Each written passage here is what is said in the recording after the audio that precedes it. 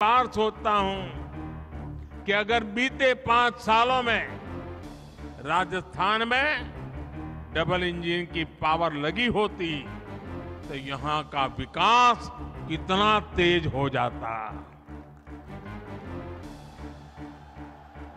कांग्रेस जिस तरह चीजों को अटकाने, भटकाने और लटकाने की राजनीति करती है, उसमें विकास के कार्य कांग्रेस नेताओं द्वारा अधिकतर पटक ही दिए जाते हैं।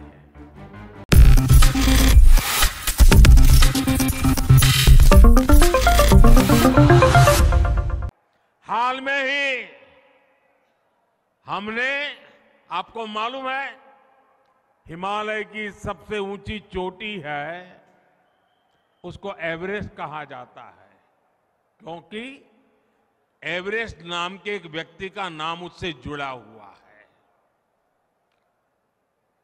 इस प्रकार के निर्णयों का क्या महत्व होता है, अब मैं आगे की बात बताता हूं। हाल में ही हमने अंडमान निकोबार में द्वीपों के नाम हमारी सेना के वीर, जिन्होंने अपने पराक्रम के कारण परमवीर चक्र का सम्मान प्राप्त किया था, जो परमवीर चक्र विजेता थे, ऐसे महान देश के लिए मिटने वाले, देश के लिए जीने मरने वाले हमारे इन वीर सैनिकों के नाम पर अंडमान निकोबार के टापुओं का नाम हमने उनके नाम कर दिया है। अपने झुंझुनू के रहने वाले पीरू सिंह जी के नाम पर अब अंडमान में एक पीरू द्वीप है।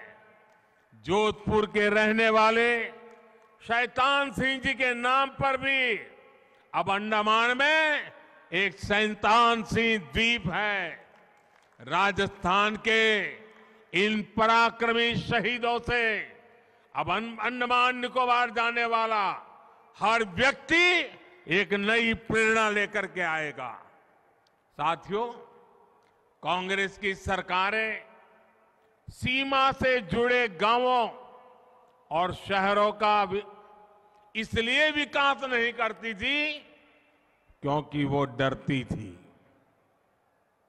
और ये पार्लियामेंट में उन्होंने बोला है, वो डरती थी कि हम सीमा पर रास्ते बना देंगे, सड़कें बना देंगे, तो दुश्मन उसी पर चल करके चला आएगा तो क्या होगा, हमारी बनाई सड़कों पर दुश्मन आ जाएगा तो क्या होगा। अरे यार, क्या बात करते हो, मुझे समझ नहीं आता कि कांग्रेस को क्यों हमेशा हमारे सैनिकों का शौर्य, उनकी बहादुरी को कम करके आंकती रही है।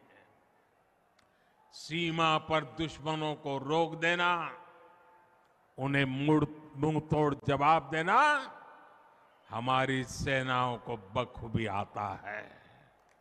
इसलिए अब भाजपा सरकार सीमावर्ती जिलों में, सीमा के पास बने गांवों में भी विकास के कामों में तेजी ला रही है। बीते 9 वर्षों में हमने राजस्थान सहित देश के पूरे बॉर्डर पर रोड और रेल का सशक्त नेटवर्क तैयार कर दिया है। केंद्र सरकार राजस्थान के सीमावर्ती क्षेत्रों में भी लगभग 1400 किलोमीटर सड़कों पर काम कर रही है। इसके अलावा अभी करीब 1000 किलोमीटर की सड़कें राजस्थान में और बनाने का प्रस्ताव है।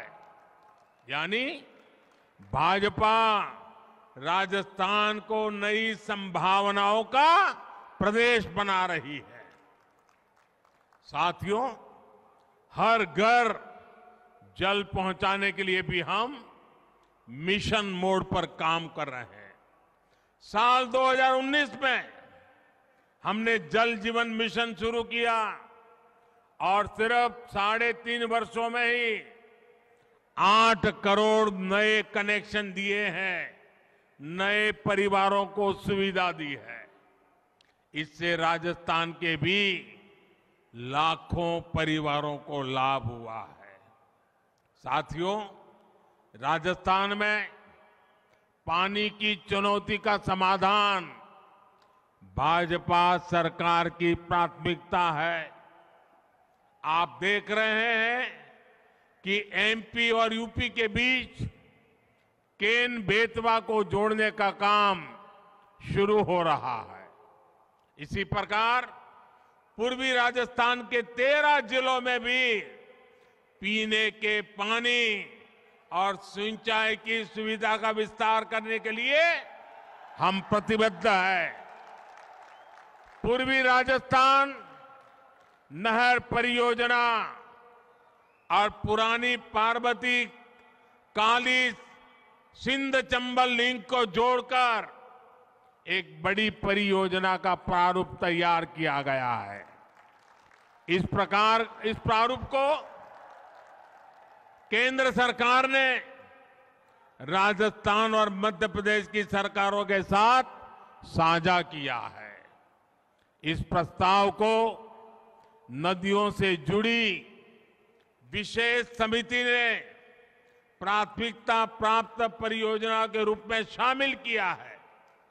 जब दोनों राज्यों की सहमति हो जाएगी तो केंद्र सरकार इसको आगे बढ़ाने पर जरूर विचार करेगी। साथियों, राजस्थान के लोगों ने हमेशा से भाजपा को भरपूर प्रेम दिया है, लेकिन मुझे एक बात का अफसोस भी है।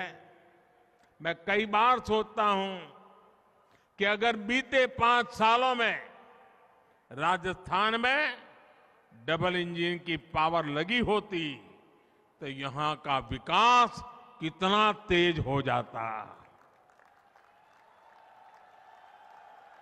कांग्रेस जिस तरह चीजों को अटकाने, भटकाने और लटकाने की राजनीति करती है, उसमें विकास के कार्य कांग्रेस नेताओं द्वारा अधिकतर पटक ही दिए जाते हैं। ना ये लोग खुद काम करते हैं और न ही काम करने देते हैं। इसके अलावा कांग्रेस के राज में कानून व्यवस्था की स्थिति हर दिन खराब से खराब होती जा रही है। राजस्थान से बीते कुछ समय में जिस तरह की खबरें लगातार आ रही हैं, उनका संदेश एक ही है। राजस्थान की संस्कृति, यहाँ की परंपरा, यहाँ के गौरव को बचाना है तो राज्य में भाजपा सरकार को वापस लाना ही होगा। कांग्रेस ने यहाँ क्या हाल बना दिया है, कांग्रेस कैसे सरकार चला रही है, ये राजस्थान के लोगों से छिपा नहीं है। अभी कुछ दिन पहले बजट सत्र के दौरान जो कुछ हुआ उसकी चर्चा चारों तरफ है। मुझे एक घटना याद आती है। बहुत साल पहले की बात है, करीब 40 साल पहले की। तब तो हम राजनीति में नहीं थे, हम अपना संघ का काम करते थे और आमतौर पर संघ परिवारों में भोजन के लिए जाते थे। तो एक दिन मैं सुबह प्रवास कर करके लौटा, 12-1 बज गया था। तो हमारे एक वरिष्ठ साथी मुझे मिल गए। बोले, आप कहाँ से आ रहे हो? मैंने कहा, अभी आ रहा हूँ, दौरे से आ रहा हूँ। तो बोले, भोजन का क्या प्रबंध है? मैंने कहा, नहीं, अभी तो कुछ सोचा नहीं है, अभी आया हूँ, देखता हूँ क्या करता हूँ। नहीं, बोले चलो जल्दी करो, मेरे साथ चलो। मैंने कहा मैं प्रवास करके आ रहा हूँ, मेरा स्नान वान बाकी है। नहीं, बोले स्नान कर लीजिए फिर चलते हैं। तो मैंने सोचा कहीं पर उन्होंने भोजन का प्रबंध किया होगा, तो हम चले गए वहाँ। तो बोले शादी है तो शादी में वहाँ जाना है, तो चलिए अपने स्वयंसेवक के घर में शादी है। तो हम चले गए। तो जिनके यहाँ शादी थी वो तो अपने दुकान घर के बाहर थी, वहां काम कर रहे थे, वो दर्जी थे, दर्जी काम कर रहे थे। तो हमने कहा भाई तुम तो कह रहे थे यहाँ शादी है, उनके यहाँ खाना खाना है। हम गए अंदर, उनको नमस्कार किया, हमने पूछा क्या हाल है, कैसे है। फिर उनसे रहा नहीं गया, तो उन्होंने कहा कि क्यों भाई, आज तो शादी का निमंत्रण था। बोले नहीं नहीं, ये शादी तो गए साल हो गई, पिछले साल हो गई शादी। तो कहा नहीं नहीं, मुझे कार्ड है ना। तो हमारे जो साथी थे थोड़े भुलक्कड़ थे, उन्होंने कार्ड निकाला और मैं हैरान था, पिछले साल का उसी तारीख वाला वो कार्ड था।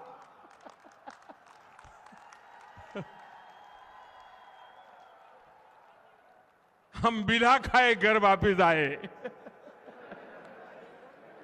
साथियों, खैर इस बात को कोई आपके राजस्थान से कोई लेना देना नहीं है, ये तो मैं अपनी पुरानी बात याद आई तो मैं एक बता दूं। साथियों, मैं मानता हूं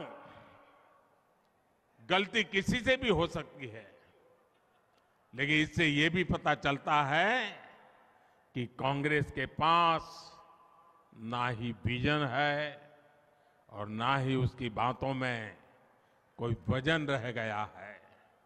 कांग्रेस के लिए बजट और घोषणाएं होती ही कागजों में लिखने के लिए, योजनाएं और कार्यक्रमों को जमीन पर लागू करने में कांग्रेस का कोई इरादा नहीं होता। साथियों, सवाल ये नहीं है कि कौन से वाला पड़ा, सवाल ये है कि पहले वाला जब पड़ा था साल भर उसको डिब्बे में बंद रखा था, इसके कारण ये हुआ है। अब राजस्थान को अस्थिर सरकार से मुक्ति चाहिए, अनिश्चितता से मुक्ति चाहिए। अब राजस्थान को स्थिर और विकास वाली सरकार चाहिए, तभी राजस्थान में कानून का राज स्थापित हो पाएगा, तभी राजस्थान तेज विकास के रास्ते पर चल पाएगा। आज मैं राजस्थान में डबल इंजन सरकार के लिए उत्साह देख रहा हूं, चारों तरफ वही मुझे नजर आ रहा है। यहां दौसा में भी ये उत्साह साफ साफ दिख रहा है।